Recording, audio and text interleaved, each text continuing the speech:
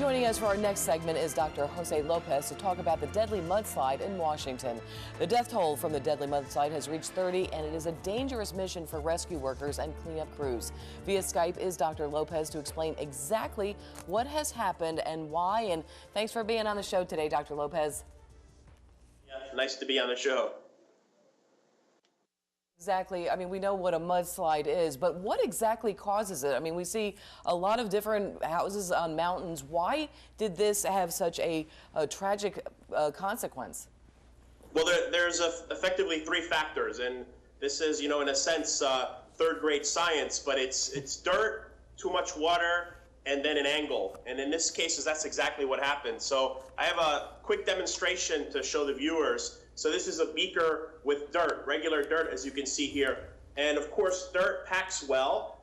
And even if you have it at an angle, it doesn't fall down too much. But what happens if it reaches a tipping point where about a third of the contents of that dirt is water? So if, in other words, if I take another simple beaker, and you can do this yourself at home, nothing dangerous about it, what happens, it becomes a gooky thing, and you can see the water bubbles that start to come out of there. And now if I just go with my plunger here, I can go all the way to the bottom of the beaker. And what effectively happened there is you have these two things. Dirt, which is usually easily packable, too much water, and what happens there, if you're on a cliff like they were in also Washington State, basically it starts to pour on you, and then you get the whole gook kind of process that happens there. And that's what happened. And these folks had been warned by the U.S. Geological surveys that were done over the decades, but it was their homes and they decided to stay, and unfortunately this tragedy happened. Well, let me ask you another question, Dr. Lopez. I just came back from Iowa where the dirt is black as compared to a browner soil in certain other parts of the U.S. Is it a certain type of soil that prones itself? Yes, and it turns out that the soil in the Pacific Northwest, in Washington State, Northern California, Oregon, that area of the world doesn't pack as much and it doesn't compress. If you're more in the Southwest, for example, there we see a lot of the houses can be made out of mud, and they're very solid structures, and it packs very well. So the porosity or how far apart the grains of dirt are make a very big difference. So these people were warned. I'm sure there's quite a few other folks, probably in the hundreds or thousands of people, that have also been warned in Washington and other parts of the U.S. Yes, there was a survey that was done about 2 decades ago, 20 years ago, and they were warned that there could be a potential disaster. And I believe it was about a decade ago they've been having on and off for the past few years issues, but this one really is the big one. And unfortunately for all those families and all those 30 people that passed away, unfortunately it happened. Absolutely. Dr. Lopez, don't go away, and certainly there's quite a few people still missing as well, and certainly our hearts go out to everybody here at Fresh Outlooks. We are also going to be talking about General Motors. Now, the fix for a faulty ignition switch linked to 13 traffic deaths would have cost just 57 cents, according to members of Congress. They said that earlier this week. And they demanded answers from General Motors' new CEO on why the automaker took 10 years to recall these cars with the defect. And Dee Dee, you're shaking your head. I think everybody's shaking their head.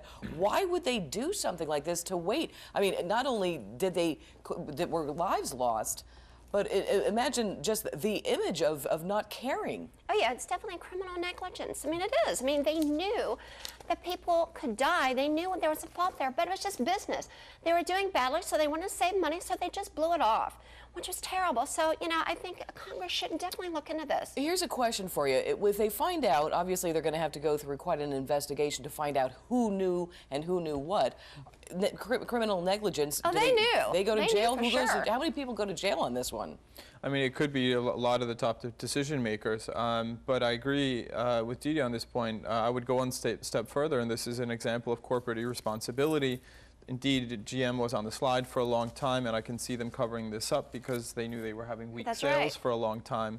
But what creates weaker sales now? This massive scandal, or just 57 cents? Well, I think the scandal is going to outweigh. Sure. Absolutely, I agree. And someone's very, very bad judgment, so hopefully they'll dig enough to find out Who is responsible and how many? I think it's more than just one Oh, I person. agree. This was Yeah, it has this to will be be more than one. some boardroom decision, and it will be Absolutely. dozens of people. And of course, the new CEO is having to deal with all this. But it's an interesting question, because have we ever seen anything where they didn't recall a product where people did die? I mean, that's we need a lawyer to start talking about what kind of jail terms you could be looking at, potentially. Yeah. Well, someone should go to jail for this for sure. I mean, it's murder, basically, because they knew, and they let it go on just for the almighty dollar. And Dr. Lopez, one of the things that they were saying was this would have cost something like 57 cents to fix. I'm not sure if you can explain from the scientific point of view just how simple this might have been to fix.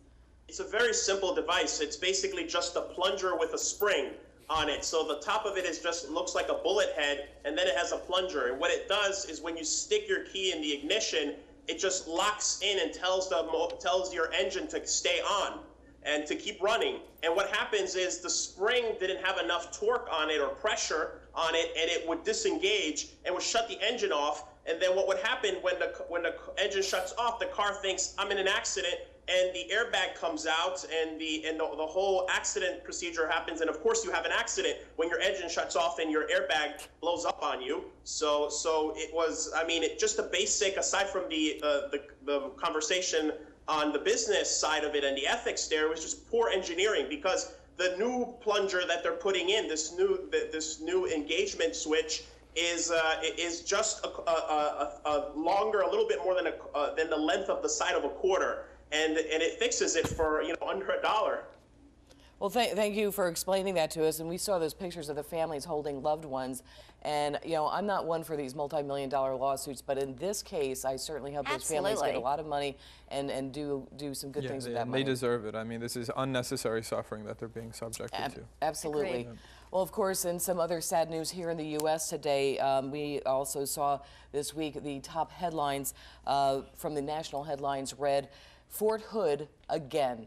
Now, the violence once again visited on the U.S. Army base that serves as home to the men and women who protect our country.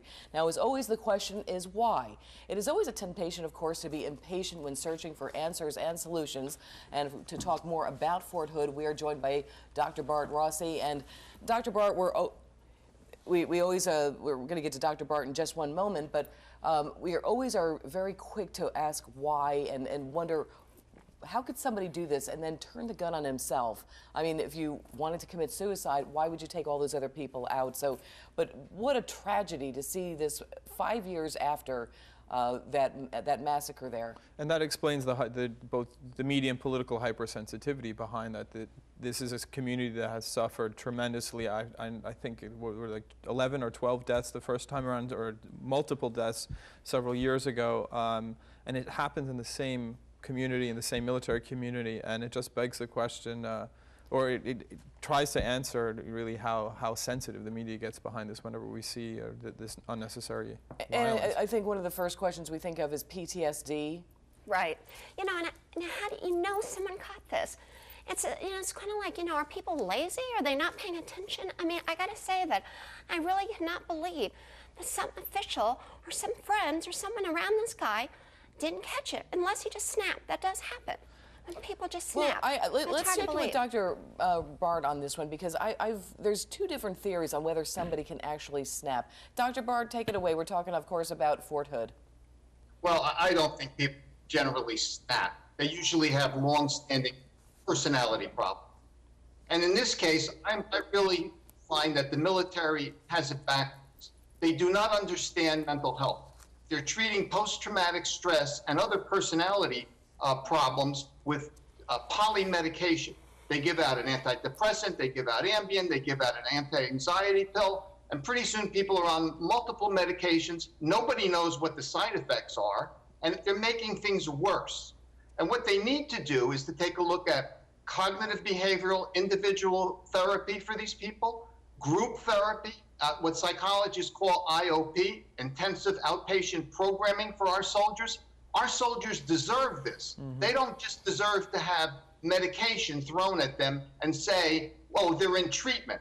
That's not real treatment to me, and most psychiatrists would agree with me. It's not real treatment just to throw medication at people. I don't think it's just most psychologists. I think it's most people would agree with you, Dr. Bart. But of course, when it comes to treatment, that also means millions of dollars. And that's, I think, where the problem lies. It does, but what is it costing us now with having these tragedies? It's costing us millions of dollars in tragedy. And helping these folks and having group therapy, intensive programming, a psychologist assigned to these people for counseling, in the long run, I think it'll be cost effective. I absolutely agree. And Dee Dee, you're also shaking your head. I think it would be much more preventative cost effective. measures. I mean, so you've got people around who can actually, professionals like Dr. Bart Rossi, who would actually catch this because they'd catch it ahead of time and then they can deal with it. I mean, it's too late now. And he brings up an interesting point, too. You know, people push these pills, and it's so easy to get anything you want, and we don't even know what side effects, what one pill and another pill, what might come from that. Our country way over-medicates. Absolutely. Way Absolutely. over-medicate. That's totally From true. kids, you know, from cradle to grave. Way too many drugs. Not good. No, I completely agree with you, and we're going to certainly have to be watching this. And again, who knew what with this gentleman? They say that there was some sort of altercation, and of course we don't have the answers. Perhaps next week we will, and we'll be talking about it again. Don't go away, everyone. There's much more coming up on Fresh Outlook, including a lighter look at some of the week's top topics.